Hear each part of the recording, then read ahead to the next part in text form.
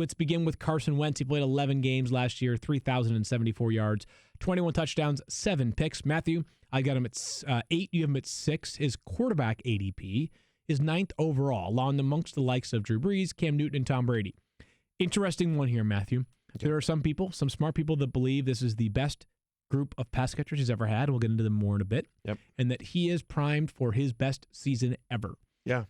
Is the only reason, did you have any hesitation? Would you have considered, I guess, having him as a top 3 fantasy quarterback this year? And is the reason why your answer would be no, simply because of the back issue that plagued him at the end of last year? That's a little bit of it. But honestly, if Andrew Luck's, and also I'm high on Baker Mayfield, so I have Mayfield one spot ahead of him. Okay. But that's the only knock you can make on Carson. You can make on Carson Wentz. There's one more knock. Okay, which is what? That you think the running game will be better? He doesn't run the ball anymore.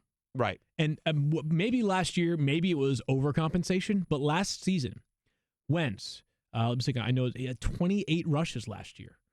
Compared to where he was a couple of years ago, where he was a legitimate threat with his legs. I mean, the play he got hurt on, right, or scored the next play. But he's a runner in the Andrew Luck, Aaron Rodgers, Kirk Cousins back in the day kind of way. He's not a runner in the Cam Newton, Lamar Jackson. 300 rushing yards 2 years ago. Right. Last year he had 93.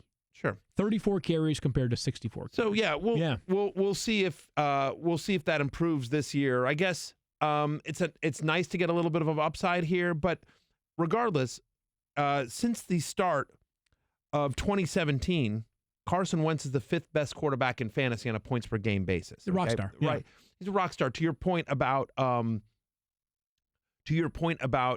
pass catchers around him, so I think he's got a ton of great pass catchers here. Let's talk about these Eagles pass catchers, sort of in totality. You've got Alshon Jeffery and Deshaun Jackson and Nelson Aguilar amongst these wide receivers, plus J.J. Arcega-Whiteside, their second-round pick this year out of Stanford. Matthew, you mentioned you're not crazy about any of them, and I kind of have to agree with you, and the reason why is volume. Sure. Right? Last year, Alshon Jeffery was solid. 843 yards, 6 touchdowns in 13 games. Remember, he came out in that first game. He was awesome. Yep. ADP right now is 20 amongst wide receivers. You and I have him at 24. I'm just nervous here, Matthew. You had 65 catches last year.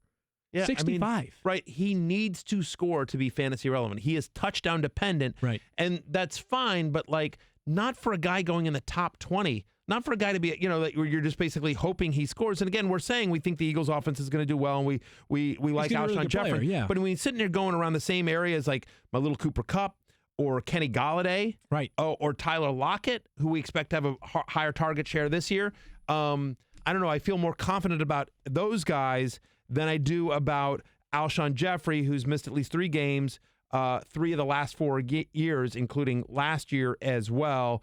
You have a different take on Zach Ertz than I think maybe consensus suggests. I've got him at 21 overall in my ADP. Right. You've got him at 27th overall. Now, we both have him as a tight end too, but you have a couple of red flags you think are worth pointing out this year.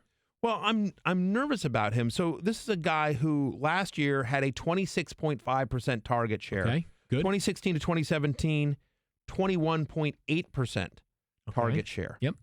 Okay, and so so it was sort of like he had a career year last year, 116 catches last year. The previous 3 years, Field. Yep. He had between 74 and 78 receptions. Now he missed a couple of games in those years, so it's it's smaller games to do it. He played all 16 last year, but still from 74 to call it 76. So call it 76 receptions to all of a sudden 116. Hard to see that repeating. He was a volume play last year, and it's the point I make in my draft day manifesto, which is that Travis Kelce, George Kittle, and Zach Ertz, those 3 guys were so historically good last year. Common sense suggests that they will regress to the mean, and that you won't have as big a year from those guys, especially with the fact when you think about Philadelphia that, as we just added Deshaun Jackson. They want to get Dallas Goedert more involved here. They have a better Kelsey, run game I don't know here. the other two as much. Yeah, no, I'm a believer in Kelsey as well, obviously, and he's my number one tight end. He's the one guy that I think probably doesn't regress because he also has a longer track record of being elite at that level. Right. So my point is that if Zach Ertz doesn't get the kind of volume that he did last year, that is he worth a second or third round pick, which is where he's going. I believe it was Nick Mencio on Twitter saw an interview that Zach Ertz did on NFL Network. Yeah. And Zach Ertz basically said, like, yeah, we have, we added Deshaun Jackson and Goddard and the running backs and Miles Sanders. And, like, we're not going to, like, there's no way I'm catching 116 catch balls again. My belief is that this is going to be one of the best offenses in the NFL. Agreed. It's going to be one of the best offensive lines in the NFL. Like, it's a very it's a very good offensive line. And so I think you will see Jordan Howard get some of the early down work. I think he will get the goal line work. I think you will see Miles Sanders involved in the passing game. I think they'll use him between the tackles as well. But I think you're going to see both guys get between 12 and 15 touches. Right. And on that offense, that's going to be enough to be worthy of a high-end flex, low-end RB2, and where they're currently going. I mean, Miles Sanders being drafted as running back 32, Jordan Howard running back 35. Yep, so pretty good value there. As long as this, Matthew, it's good value for those two, as long as it's basically these two by themselves. Because there is another one of the parts of this backfield that makes it tricky. Darren Sproles recently re-signed. Yeah.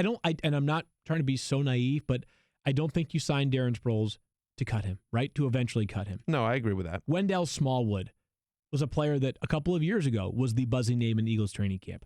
Corey Clement was a Super Bowl hero for them. Sure. Josh Adams was the starting running back at one point from there. So we think the value is in those two running backs. We think that it's good value right now based off ADP. I think Sproles makes the team. I think Clement makes the team, especially because of his special teams play. And then Josh Adams and Wendell Smallwood are on the Texans. I think one of those. Right? I think both those guys. One of those guys may be hard to see them carrying 5 running backs. Tough. Maybe one of them gets on the practice squad.